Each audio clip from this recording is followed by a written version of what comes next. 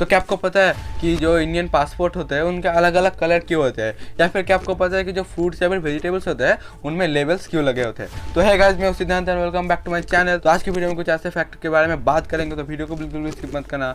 So without any further delay let's begin the video.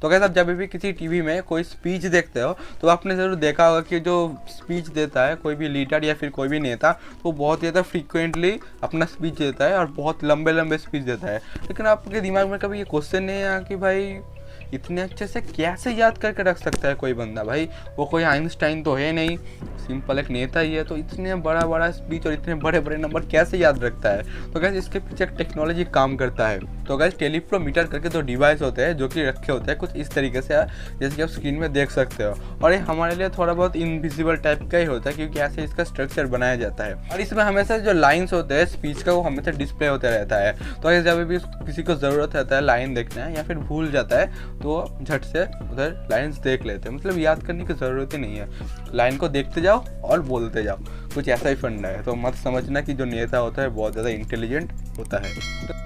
तो क्या, जैसे कि मैंने बोला कि इंडियन जो पासपोर्ट होता है उसके बहुत ही ज़्यादा अलग अलग कलर होते हैं। कुछ 4 तरीके का कलर होता है। उसमें सबसे पहले आता है ब्लू कलर, जो कि हम कॉमन लोगों के लिए होता है और इसका कोई ज़्यादा कुछ काम नहीं होता। जैसे कि नॉर्मल पासपोर्ट का काम होता है वैसे ही कॉमन पीपल के लिए काम होता है ब्लू पासपोर्ट। इसका बाद आता है मरून पासपोर्ट और इसको इंडियन डिप्लोमेटिक पासपोर्ट भी बोला जाता है।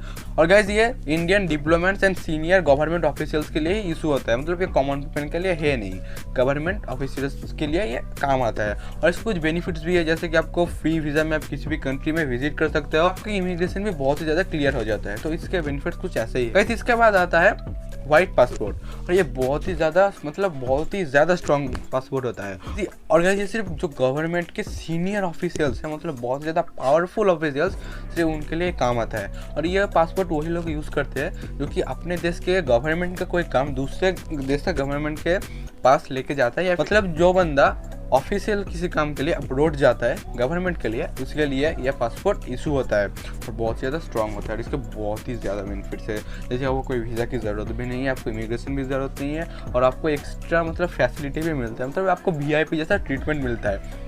तो VIP लोगों को VIP जैसा ट्रीटमेंट ही मिलता है इस पासपोर्ट के थ्रू। तो गाइस इसके बाद आता है ऑरेंज पासपोर्ट। और orange passport mainly non educated people के लिए काम आता है, मतलब जिन्होंने 10th क्लास तक भी नहीं पढ़ा उनके लिए काम आता है। और हंसी की बात ये भाई, इसके लास्ट पेज में आपका कोई डिटेल्स भी नहीं रहता जैसे कि कॉमन नॉर्मल पासपोर्ट में रहता है। और इसमें ECR काम आता है, मतलब इमिग्रेशन चेक रिक्वायर्ड, मतलब आपको इमिग्रेशन चेक करवाना ही पड़ेगा। मतलब आपके सारे के सारे डिटेल्स आपको इमिग्रेशन ऑफिशियल को देना पड़ेगा, क्योंकि इधर कोई डिटेल्स आपका नहीं रहता। आपको सारे के सारे अपने जो डिटेल्स होते हैं वो ECR के थ्रू पास करवाने होते हैं। तो गैस हमारा जो तीसरा फैक्ट है वो फ्रूट्स या फिर वेजिटेबल्स को लेकर। तो गैस इनके ऊपर कुछ लेबल्स लगे होते हैं और हमको पता नहीं होता लेबल्स किस लिए होते हैं। बहुत लोग सोचते हैं कि भाई सीरियल नंबर या फिर कहाँ पर मैन्युफैक्चर हुआ है, लेकिन ऐसा कुछ नहीं है। ये सिंपली इंडिकेट करता है कि वो फ्रूट किस क्वालिटी का है या फिर कैसा है। तो मैं आपको एक्सप्लेन करता हूँ कैसे। अगर आपको किसी भी लेवल में 9 नंबर पहले देखते हैं, मतलब कोई एक डिजिट है उसमें 9 पहले है, तो समझना कि वो ऑर्गेनिकली बना है, मतलब बहुत ही ज़्यादा अच्छा क्वालिटी का है और इसमें कुछ गड़बड़ भी नहीं है। बहुत ही अच्छा फ्रूट है और इसको आराम से खा सकते हो। और अगर किसी लेवल में 4 डिजिट होता है और वो 3 या फिर 4 से स्टार्ट होता है, तो समझ लेना कि ये कॉन्वेंशनली ग्रोन हुआ है और इसमें थोड़े बहुत पेस्टिसाइड रहते हैं। मतलब डरो मत, बहुत ही लो मात्रा में पेस्टिसाइड रहता है जिसमें कि आपको हेल्थ को कोई इफेक्ट नहीं होगा और इसको आप आराम से खा सकते हो। लेकिन अगर आप किसी भी लेवल में देखते हो कि वो 5 डिजिट का नंबर है और वो स्टार्ट होता है 8 से, तो समझ जाना भाई वो आपके मतलब का चीज़ नहीं है। मतलब वो बहुत ही ज़्यादा खतरनाक है, उसको जेनेटिक मॉडिफिकेशन के थ्रू बनाया गया है। मतलब आपके हेल्थ के लिए बहुत ही ज़्यादा खराब, मतलब नेगेटिव इफेक्ट दे सकता है। और मैं आपको बिल्कुल भी रिकमेंड नहीं करूँगा कि आप वो फ्रूट खाओ या फिर फ्रूट को छुओ भी, मतलब आपके हेल्थ के लिए बहुत ही ज़्यादा ख़राब है।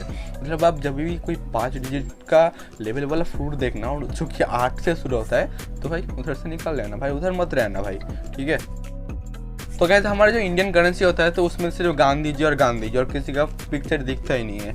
पीछे अलग पिक्चर्स रहते हैं वो अलग बात है, लेकिन जो इंडोनेशिया का नोट होता है ना, उसमें अलग अलग नोट में अलग अलग लोगों का पिक्चर रहता है, लेकिन सबसे हैरानी वाली बात है कि उनके जो 20,000 का नोट होता है ना, उसमें हमारे गणेश जी का पिक्चर है।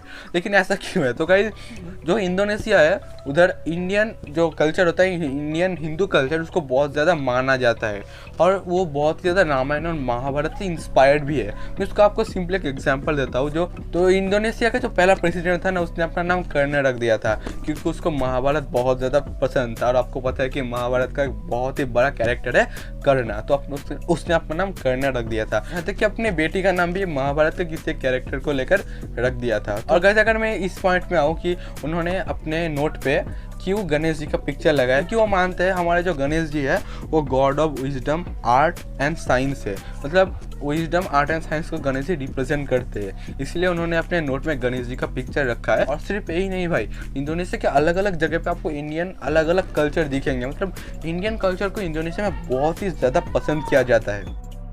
तो क्या इंडियन करेंसी में तो गांधी जी छाए रहते हैं, लेकिन पीछे अलग अलग जगह के पिक्चर्स रहते हैं और कुछ जगह को आप एक बार देख के पता लगा सकते हो कि कहाँ का पिक्चर है, लेकिन मैक्सिमम नोट में आपको पता ही नहीं है कहाँ का पिक्चर है।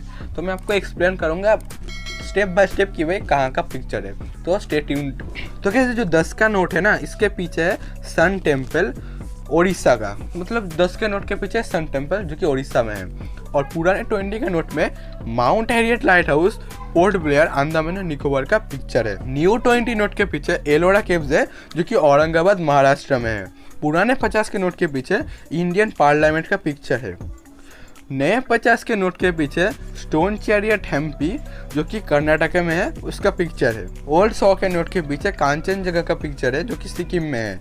नए नोट के पीछे रानी की हब पाटन टाउन जो कि गुजरात में है, उसका पिक्चर है। वैसे ही 200 के नोट के पीछे सांची स्तूप तो मध्य प्रदेश का पिक्चर है। वैसे ही 500 के नए नोट के ऊपर लाल किला दिल्ली का पिक्चर है और 2000 नोट के पीछे मंगलयान का पिक्चर है। आशा करता हूँ कि आपको पता चल चुका होगा कि कौन से नोट के पीछे कहाँ का पिक्चर होता है। तो अगर आपको वीडियो पसंद आया तो आपको पता है ना क्या करना है, छोटा सा लाइक कर देना है, अच्छे से कमेंट कर देना है, चैनल को सब्सक्राइब करके बेल नोटिफिकेशन को ऑन कर देना है, क्योंकि ऐसे ही फैक्ट में रोजाना लाता रहता हूँ। तो मिलते हैं एक और वीडियो में एक और बेहतरीन टॉपिक के साथ। तो तब तक के लिए आपका सिद्धांत साइनिंग ऑफ।